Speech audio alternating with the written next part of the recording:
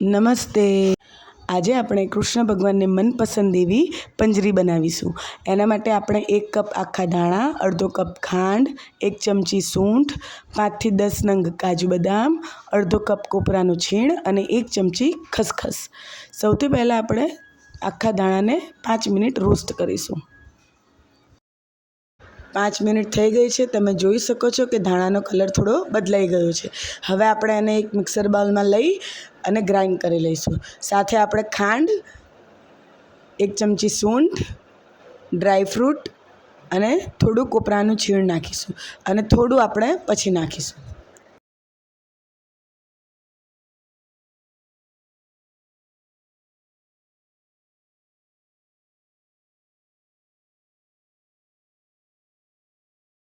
એકદમ સરસ રીતે આપણી પંજરી તૈયાર થઈ ગઈ છે.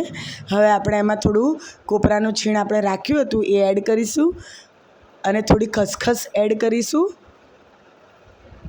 અને થોડા ડ્રાયફ્રૂટ સમારીને એડ કરીશું અને બરાબર મિક્સ કરી લઈશું. આમાં તમે તૂટી ફ્રૂટી પણ એડ કરી શકો.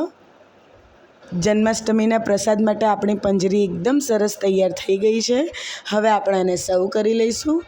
ઉપરથી થોડી તૂટી ફ્રૂટી ભભરાવીશું. જય શ્રી કૃષ્ણ.